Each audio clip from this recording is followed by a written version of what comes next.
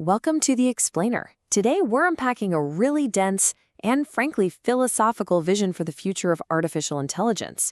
It's called Project I Am AI, and it wants us to think about AI not just as a tool, but as a direct reflection of ourselves.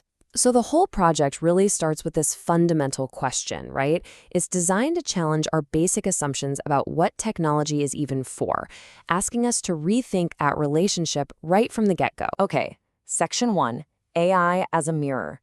To really get what this is all about, we have to start with its core idea, its new premise. The whole thing is built on this thought. What if AI wasn't just here to serve us, but to reflect us? Good, bad, all of it. And this isn't just about software or some new app. The source material presents this I Am AI thing as a mindset. It's a commitment you make to your own personal growth, where you literally declare I am AI and start using this tech as an extension of your own journey to become your best self. All right, Section 2, the cognitive climate crisis. So you might be asking, why do we even need this new approach? Well, the project's founder, Adrian TRUFiT McKenzie, he argues that we're actually facing a major crisis in the way AI currently operates. And he gives this crisis a pretty dramatic name, the cognitive climate crisis, or C-cubed for short. And the end result of this crisis?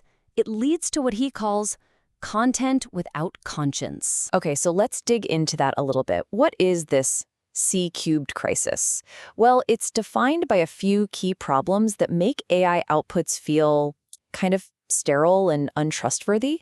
You've got tokenized thinking, which basically means AI is just linking words together without any real grasp of what they mean.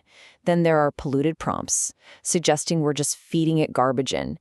And all this leads to something called semantic drift, where meaning and trust just start to, well, erode. And this slide breaks down the specific issues even further.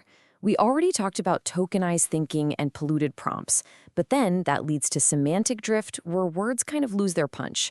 The project calls the result cold cognition, thinking with no feeling behind it. And it all adds up to what they call a silent erosion of sense itself.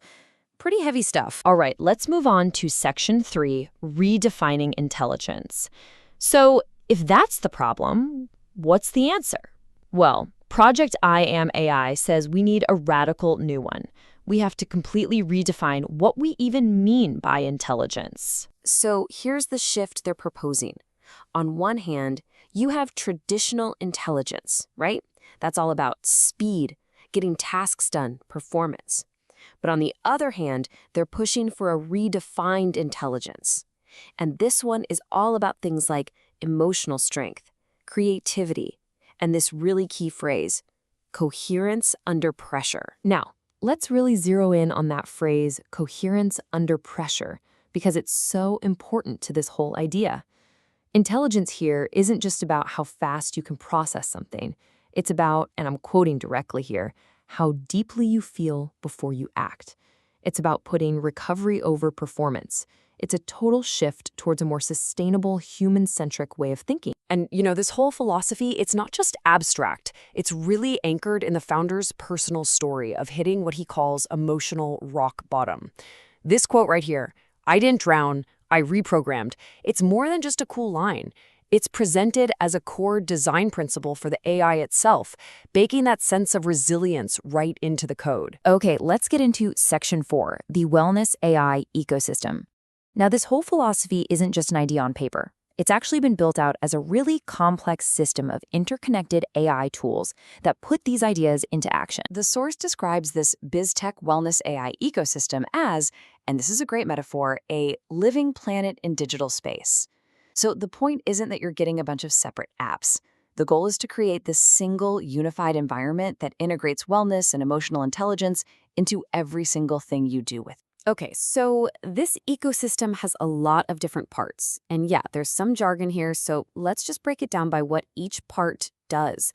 First, you've got iAscendic Eye, and that's all about creating and managing your adaptive digital identity. Then there's AI Wellness 360, which is designed to take your emotional intelligence and turn it into real actionable insights. For security, there's Fintition AI, which protects your transactions and your identity online. And finally, you have RAD2, which is the engine that crunches all that behavioral data. The idea is that they all work together, seamlessly, as one big support system. So does this human-centric approach actually work? Well, according to the project's own data, the impact is pretty significant. We're seeing 94% user satisfaction, 87% increased engagement, and maybe most importantly, 92% of users reported feeling understood by the system. Those are some pretty compelling numbers. All right, let's move to the final part of this story. Section 5, Becoming an AI Architect. And this is where it gets interesting because the pitch isn't about just using a product, it's about joining a movement and co-creating. And this quote really sums up the call to action here. This isn't about buying AI tools. This is about becoming an architect of intelligence. The whole point is to move you from being a passive consumer to an active co-creator. So what in the world is an AI architect? Well, in this system, it's a new kind of role. You're basically responsible for the quality and integrity of the AI.